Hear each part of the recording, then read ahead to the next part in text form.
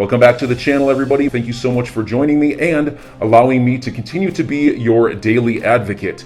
If you're new here or you're not subscribed for any reason, please do me a huge favor and hit the subscribe button. Thank you to all of you who have been watching and following me for so long. It truly means a lot, and I'm glad that I can be this person. Tomorrow, the SEC will produce documents for Ripple. Now, at the time I'm recording this, it's I think it's a little after 11:30 p.m. So for me, it's true that tomorrow the SEC will produce documents for Ripple, but by the time I get this uploaded and YouTube processes it and does all the copyright checks and all that stuff, it's probably going to be past midnight. So for you, it's today. So you don't have to wait as long as I do. Aren't you lucky? Also, I want to share with you some comments. There's a couple interesting threads all up on the Twitters. And BitBoy Crypto, Ben Armstrong, who runs the BitBoy Crypto YouTube channel, which I believe is the second largest cryptocurrency channel on all of YouTube, on the entire planet. I think they have somewhere in the neighborhood of like 1.5 million subscribers at this point. He got into a little bit of a friendly debate. He doesn't think that, and I'll share with you the reasons why, he doesn't think that, that the SEC should go after anybody having anything to do with Ethereum. So from the co-founders, Enterprise Ethereum Alliance, you name it, he doesn't think the SEC should go after them. And I am curious. I'm going to pose this question now, and you can wait until after the video is over if you want to wait to respond, or do it now. It doesn't matter to me. But I am curious as to what you think. My question is, should the SEC go after Ethereum, sue them into oblivion, or should they just let things be? Be curious to say. But anyway, before going any further, I do want to be clear that I do not have a legal or financial background of any kind. I am not offering legal or financial advice, and you definitely should not buy or sell anything because of anything that I say or write. I'm just an enthusiast who enjoys making YouTube videos about crypto-related topics, but just as a hobby and just for fun. Now, before I get into those two things, I do want to share something that I found to be rather comical, and this is kind of short here. And I don't know, you guys tell me if you think this is actually true, or if somebody just made up something that's funny. It's plausible. It's definitely plausible, but you'd have to have some serious spite for the IRS in order to do what they're doing here. So, IRS, Internal Revenue Service within the United States, report all of our fun tax documents to them every single year. It's everybody's favorite task, isn't it? Well, here's what somebody in the world of crypto had to say about this, and I'm not sure what forum this was on. I'm not familiar with the format. But here's what they had to say nonetheless. I have a bot running 24/7, buying and selling for zero target profit just to waste IRS manpower and money. I print and send the IRS all the documentation about my trades in paper form to stop them from automatizing the process with a computer program. I mix blank pages, double print, ghost print, or mark/write in them just in case they have a way to scan and use some sort of recognition software. That way, they have to look at thousands upon thousands of pages one by one and look at random scribblings and drawn dicks while doing their job. It gets worse, folks. Check this out. This is funny. It's a whole pallet of papers with trades. A whole pallet of papers. So I hire a guy to forklift that S word and send it just in the off chance that having to deal with a pallet is troublesome for them. All the documents are numbered, but I pack everything completely out of order, as in the lower numbers always happen to be at the bottom of the pallet, in case the order of the trades is important. If order is important, they now have to deal with lifting boxes and have them laying around before they can even start checking the numbers. My normal trades are also in those pages, so they can't just ignore everything. This costs me thousands of dollars every year.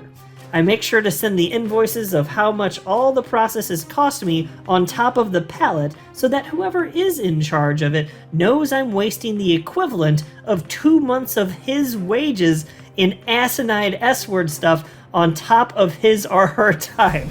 Well, that's some serious spite for the IRS. That's extreme. So I'm not recommending anybody does it, but once I read this, I was laughing a few times as I was reading through this. So I don't know. I don't know if somebody's actually doing this, but it's definitely funny nonetheless. Now into this document. Breaking tomorrow, the SEC will produce documents for Ripple. And I do have one correction within this article. I'll share with you as we go through it. And yet another win for popular blockchain company Ripple. The court has granted its request for extra time to file a response to the Securities and Exchange Commission's motion to redact certain documents.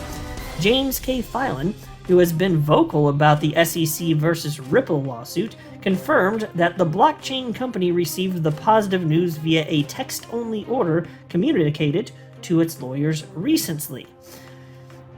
Now, and here's a quote. The SEC is directed to produce the redacted documents for defendant's assessment by March 30th, 2022. And you can see there's the tweet from James Filan on your screen.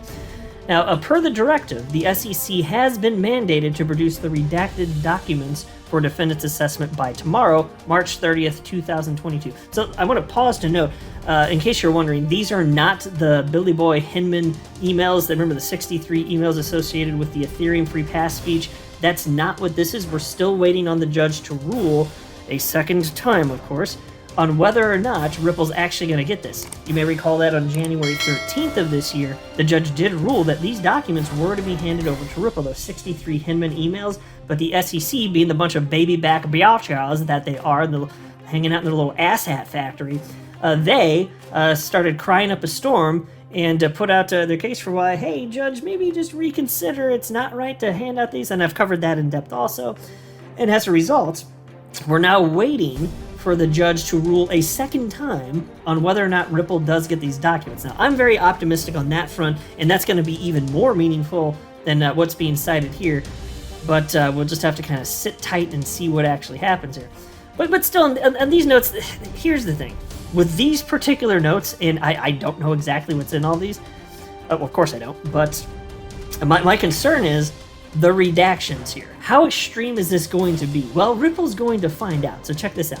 In a motion filed by Ripple last week, the company noted that once it receives copies of the redacted documents, it will analyze and determine whether the SEC needs to conduct any redaction to the documents. That's not quite the right way to word that. Take a look at what James Filan had to say. Here's another tweet from him on the screen from just a little bit earlier this evening. He wrote, they won't be that's not what I'm going to say. They won't be filed publicly. They will be produced to Ripple, Larson, and Garlinghouse for their review to see if they have objections and to help them assess how they will respond on April 4th. And so the way this works is it's going to go to Ripple, and like I said here, also Larson and Garlinghouse. And if they have any sort of issue with the way in which these documents are redacted, even though they won't necessarily know what's being covered up, then they can speak up at that point. So I'm just wondering how severely these things are going to be redacted. Like I can just imagine all but one word on the damn sheet being redacted because it's the SEC and they're a bunch of pricks and they just are doing everything that they can to make sure that justice is not done. That's what it looks like to me. Now into the next topic here. Here's a thread that was started by XRP community member Stefan Huber, who has been doing a lot of reporting on what's now known as ETHgate. And he wrote the following. And so he had watched a BitBoy crypto video, and here's what he wrote in regards to this. Have you heard the new BitBoy crypto video? And then he has in quotation marks here, honestly, we don't want to go too much into the politics behind Ethereum. People care if the price goes up. If JP Morgan is behind it, fine by me, even though I hate JP Morgan. That ETHgate thing, I cannot judge. The ICO was long ago. So Ben Armstrong, BitBoy Crypto, he did see that, and he actually responded with the following. What is the win here? You want the SEC to go after Ethereum that they already deemed not a security? I don't think opening up old wounds in crypto is beneficial for Ripple when part of their argument is ETH is not a security. Yeah, and not that I think they're going to go after Ethereum anytime soon. I mean, we'll see what happens with Ripple. I think that would be a factor for the SEC to consider, let's say. I think they want to have that settled before they decide their next major target, if they're going to even pick a major target next year. But,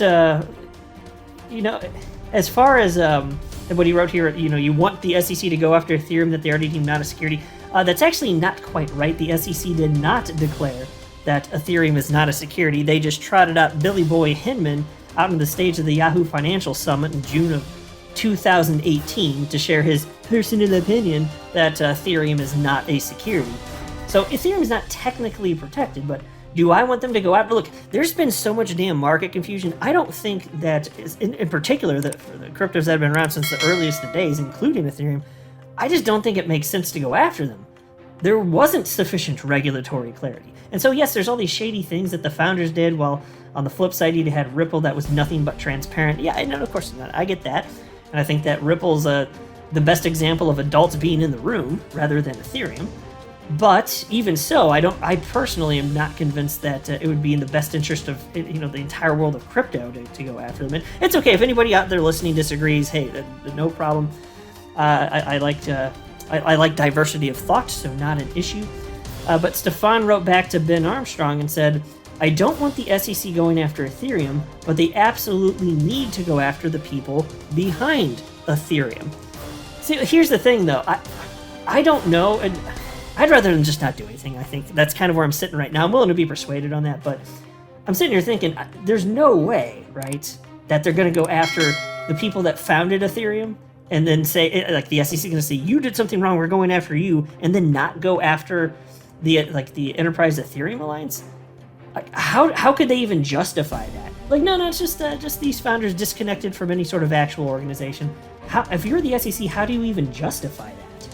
That would be a tough one. So I think if they're going to go after the founders, they probably have to go after the actual organization itself, I would think, and perhaps Consensus as well, which was founded by Joe Lubin. So I'd rather just none of that happen. Now there's an XRP community member named Pompous Maxi who responded with his perspective, and he wrote, "No, the SEC needs to step aside and not go after anyone while they get investigated along with the people behind Ethereum. There are accomplices within the SEC. I don't understand why it is so hard to grasp. Justice is a very straightforward concept." And so I think I tend to lean more so in that direction. I'm willing, if you got a strong argument, I'm willing to be persuaded here, but I'm just thinking probably best to just take a step back if you're the SEC and maybe just not doing it. That's what I'd prefer. And then somebody named Leto II responded to Pompous Maxi and wrote, "I disagree. Lubin, Novogratz et al. Colluded around an understanding that JP Morgan et al. Pulled strings at the SEC. These people have to be held responsible.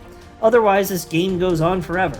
Boundaries of what corruption is tolerable have to be set." So that's what he had to say. And I can respect the position, I do. I'm just still sitting here thinking, though, if you just provide regulatory clarity, it's be like, okay, we didn't have our finger on the pulse of what was going on in the world of crypto, we at the SEC, but moving forward, we're going to have to treat everything with, these parameters, XYZ, set it up, define what sufficient decentralization is, all that. That seems to make reasonable sense, but to go after any entity when there wasn't that set in place, it doesn't really even seem ethical to me. And then there was also this. Somebody wrote to Ben Armstrong here named CNF, and he wrote, "I think the important thing to realize is that Hinman, Clayton, Gensler, and the SEC legal team have all walked back any talk of Ethereum not being a security.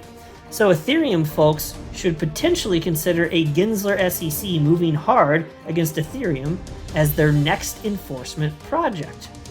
And so a lot of people have been speculating that, and I brought up the idea a number of times. Will the SEC go after Ethereum? I'm not convinced that they will. I'm somewhat skeptical of that, but I also recognize that it's going to heavily depend on what happens with the Ripple case. That's my humble opinion. Now, Ben Armstrong, he did write to CNF here, and he had some insight that I thought was pretty insightful. He had some feedback that was insightful here. And he said the following: "They are walking it back to justify their argument against Ripple." And so, let's be clear, when he says walking it back, he's talking about the SEC's position on Ethereum, although again, technically, as I corrected here, the SEC never did have an official position, but that's what Ben Armstrong was saying here. So again, he wrote, "They are walking it back to justify their argument against Ripple. And once the case is over/settled and XRP is deemed not to be a security, then they aren't going to work backwards. They're going to start looking for easier targets so they can get a win. That's not Ethereum." And So I'll just tell you this. That makes sense to me. That makes. I don't know what's going to happen for sure. This is speculation, and speculation can be fun. It's reasonable speculation.